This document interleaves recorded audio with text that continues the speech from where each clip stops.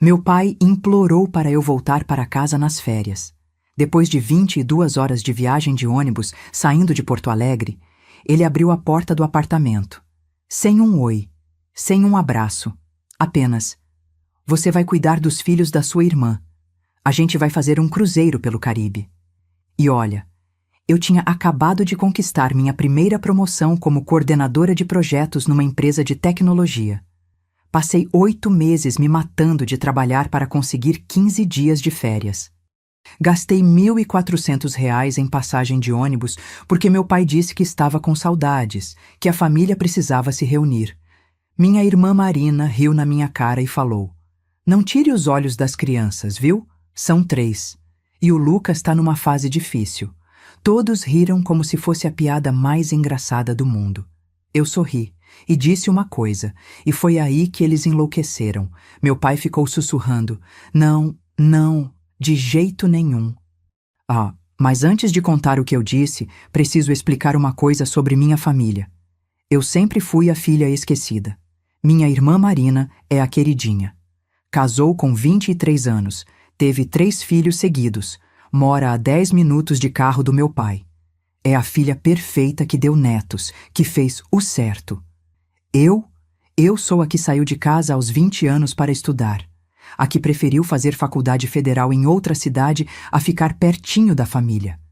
A que escolheu carreira ao invés de casamento rápido. Quando consegui o emprego em Porto Alegre há 3 anos, meu pai não ficou orgulhoso. Ele ficou magoado. "Então agora você é importante demais pra gente, né?" Minha irmã Marina comentou na mesa de domingo. "A Carla sempre achou que era melhor que a gente. Ninguém foi me levar na rodoviária quando eu parti. Mas aí, 4 meses atrás, começaram as mensagens.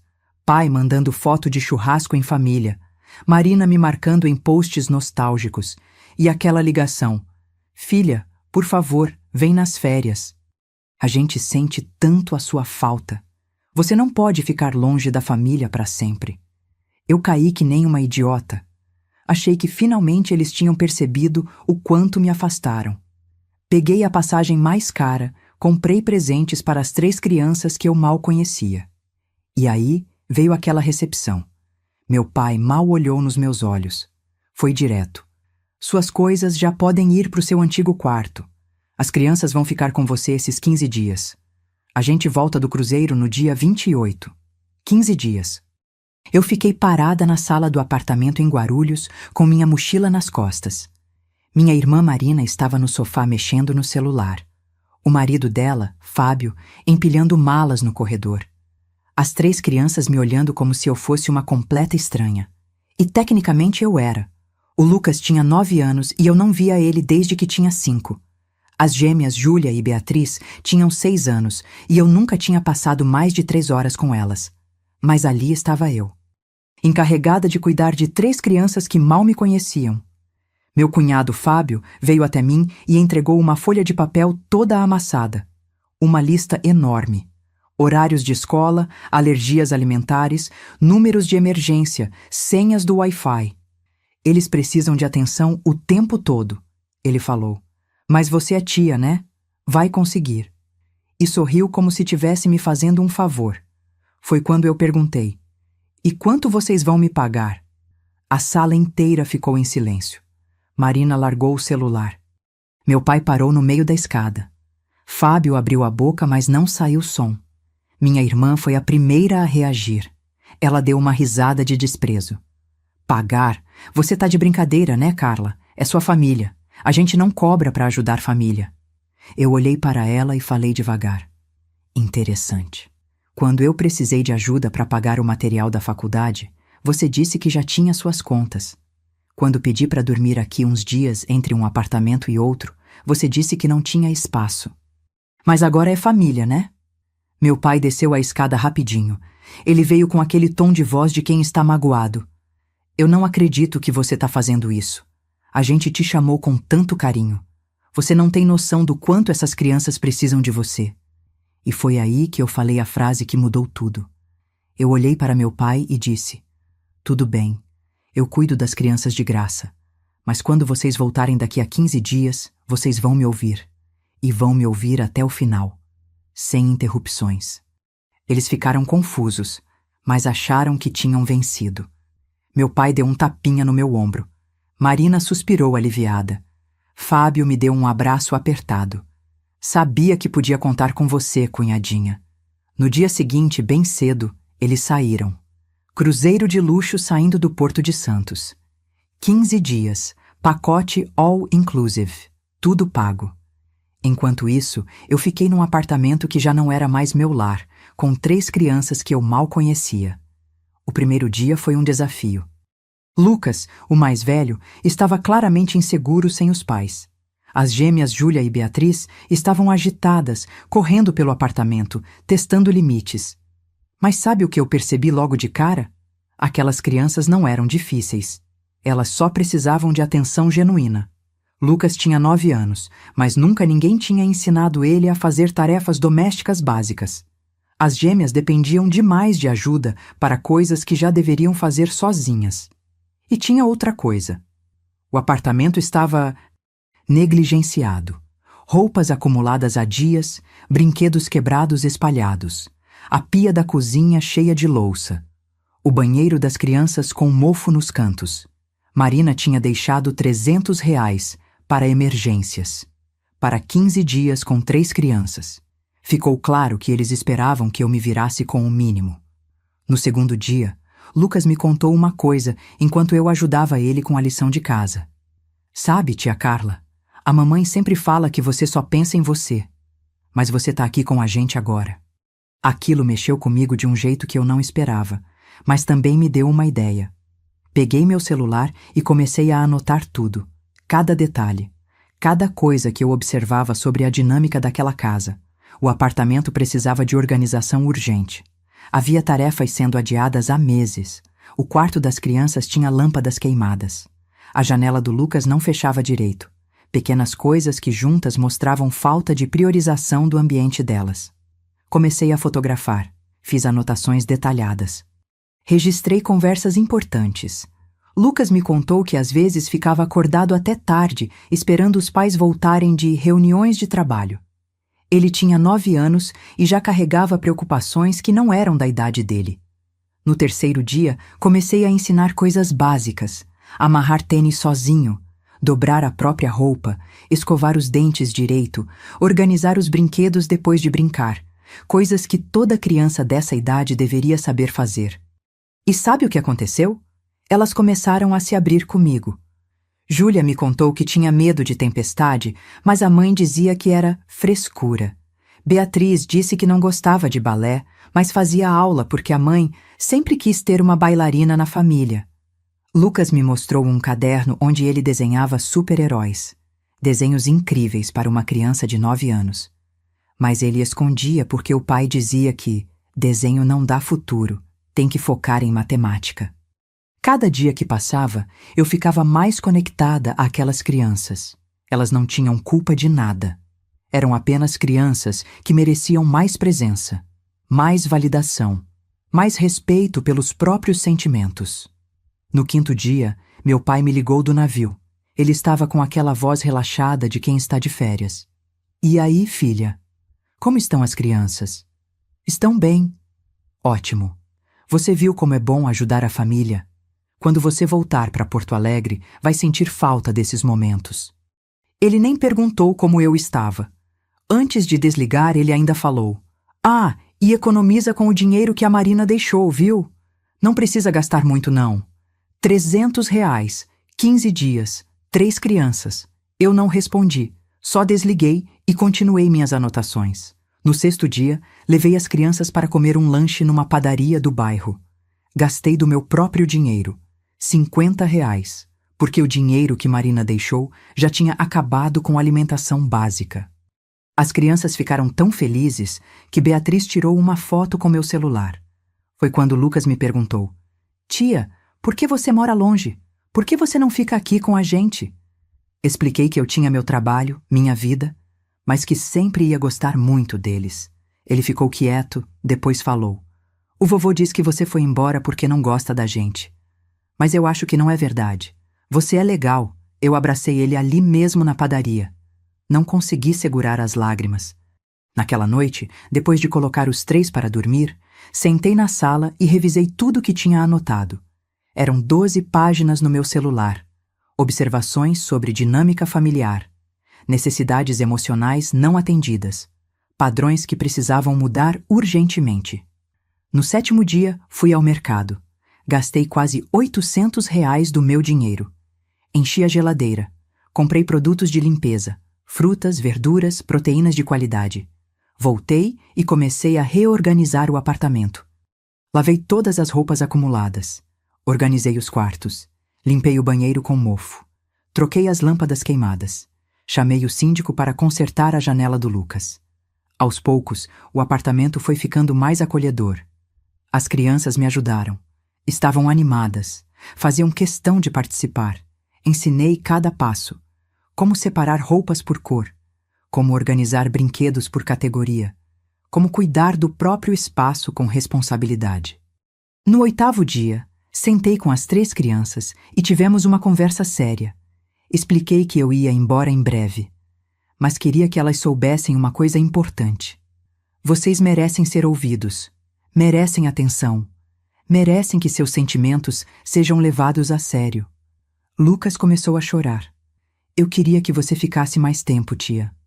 Aquilo tocou meu coração de uma forma que eu não estava preparada. No 9º dia, fiz algo delicado, mas necessário. Pedi para cada criança me contar, com suas próprias palavras, como era a rotina normal delas, como se sentiam, o que gostavam, o que gostariam que fosse diferente. Anotei tudo com cuidado, fotografei alguns desenhos que eles fizeram expressando sentimentos. Não eram reclamações, era apenas a verdade sincera de 3 crianças que precisavam ser ouvidas. Lucas falou sobre querer mais tempo com os pais sem celular no meio. Júlia falou sobre seus medos noturnos, que ninguém levava a sério. Beatriz falou sobre querer fazer judô ao invés de balé. No 10º dia, consultei informalmente uma conhecida que trabalha como assistente social. Mostrei as fotos do apartamento. Li minhas anotações. Expliquei a situação. Ela me deu orientações valiosas sobre sinais de negligência emocional e como abordar a família de forma construtiva. Nos dias 11, 12, 13 e 14, continuei cuidando das crianças, criando rotinas saudáveis, ensinando responsabilidades, mostrando que elas eram vistas e valorizadas. No 15º dia, o dia que eles voltariam, acordei cedo. Dei banho nas crianças. Vesti roupas limpas, penteei os cabelos. Preparei um café da manhã completo. E esperei. Eles chegaram no final da tarde, bronzeados, relaxados, com aquele ar de quem aproveitou muito as férias. Marina entrou primeiro, jogou a bolsa no sofá. Fábio veio logo atrás. Meu pai foi o último. Marina olhou em volta e ficou surpresa. Nossa, a casa tá diferente. As crianças estavam arrumadas, o apartamento impecável. Tinha até jantar pronto na mesa. Meu pai me abraçou rapidinho. Viu como você é capaz quando quer ajudar? Tenho certeza que as crianças te amaram. Agora você entende o valor da família. Respirei fundo. Sentem, por favor. Preciso conversar com vocês. Fábio reclamou que estava cansado da viagem. São 15 minutos. Vocês prometeram me ouvir. Quando todos se sentaram, comecei. Nos últimos 15 dias, eu não fui só babá. Eu observei. Aprendi. E percebi coisas muito importantes sobre como essas crianças estão sendo criadas. Marina tentou falar. Eu levantei a mão. Vocês prometeram me ouvir até o final. Ela fechou a boca. Fábio cruzou os braços. Meu pai olhava para o chão. Continuei. Falei sobre o apartamento negligenciado, sobre os R$ 300 insuficientes, sobre os reparos que vinham sendo ignorados há meses, sobre o ambiente que essas crianças mereciam ter. Meu pai finalmente reagiu. Que exagero, Carla. A gente cuida bem das crianças. Você está inventando coisa porque quer causar problema.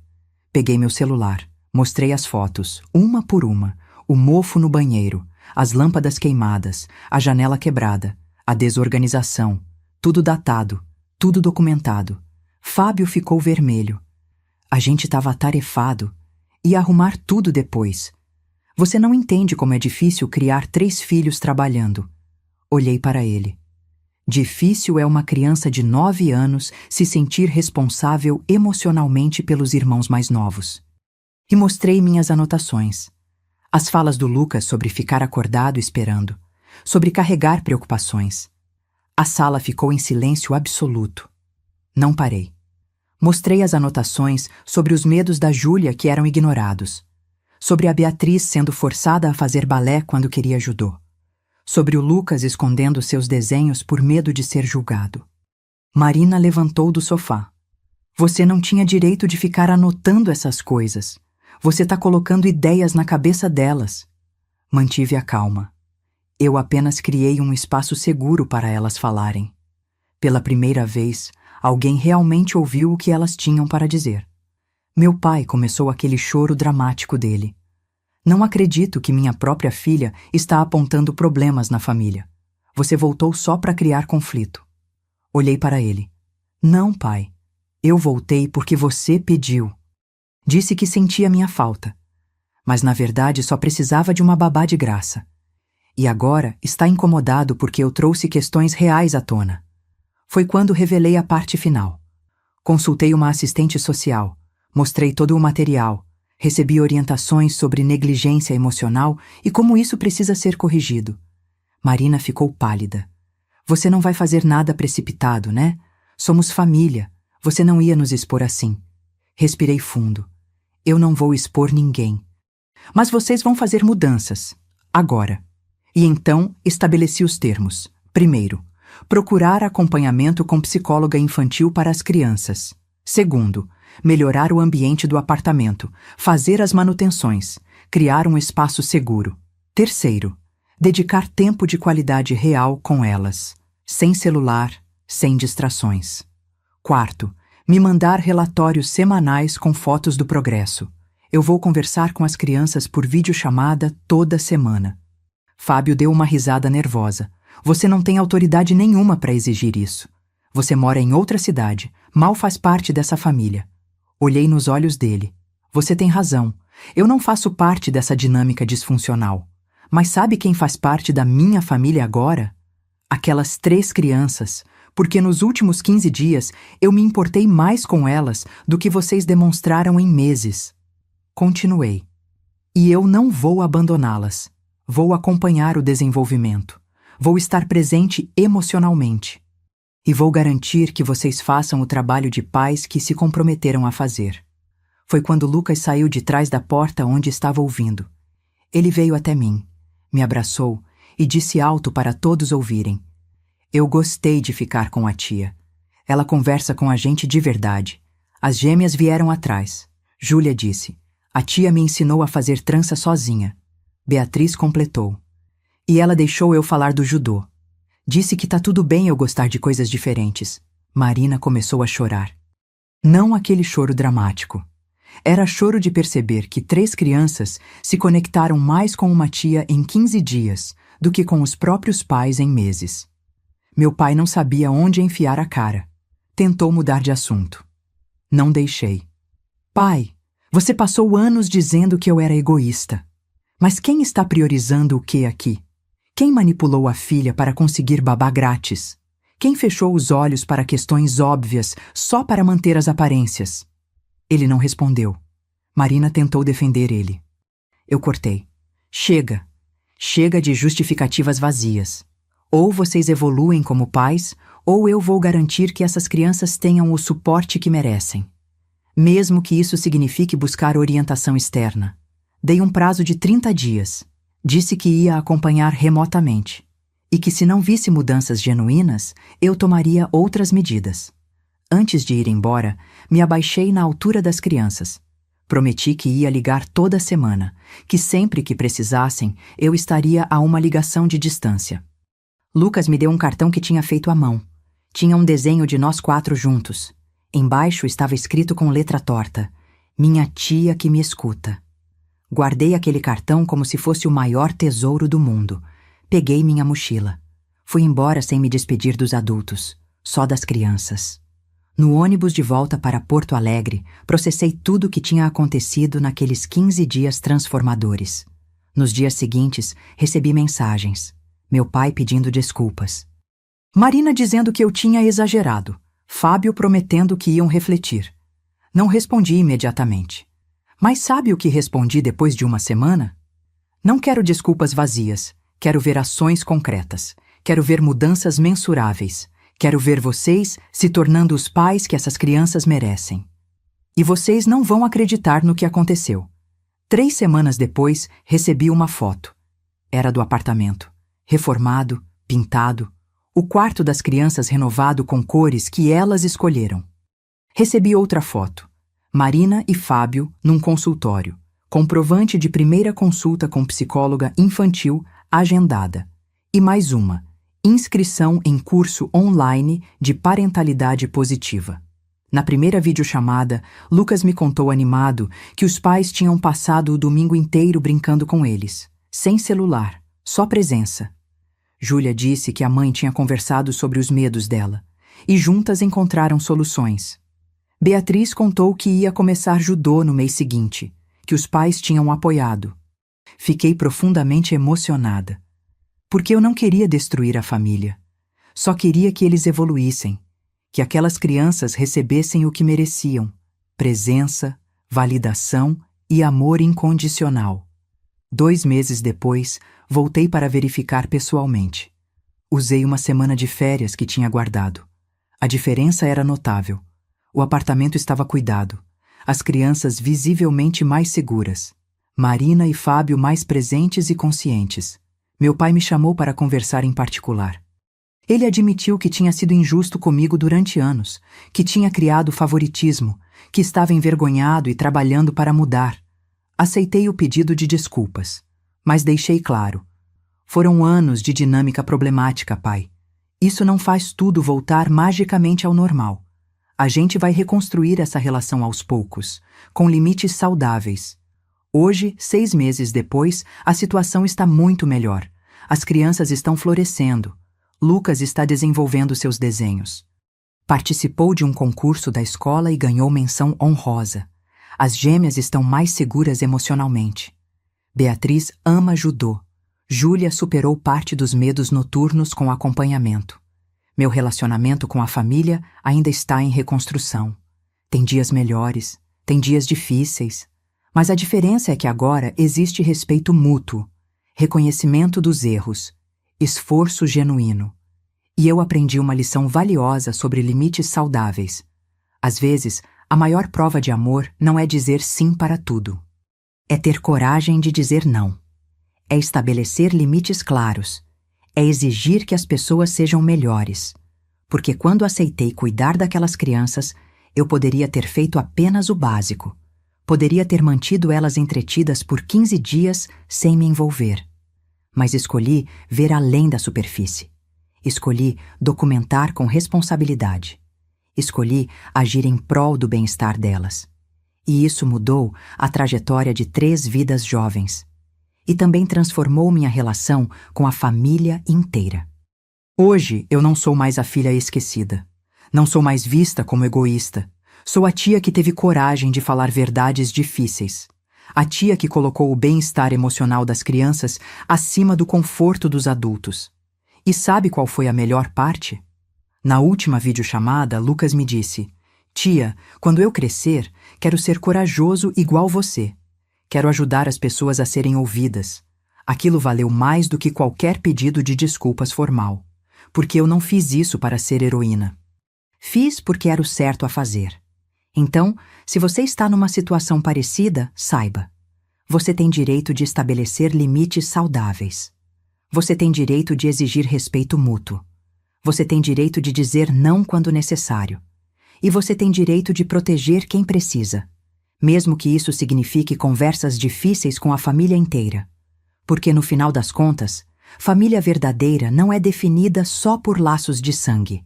É definida por cuidado genuíno, por presença consciente. Por fazer o que é certo, mesmo quando é desconfortável.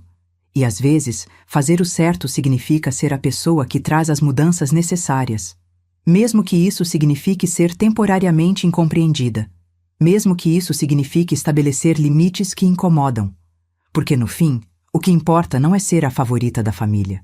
É ser a pessoa que fez a diferença na vida de quem realmente precisava.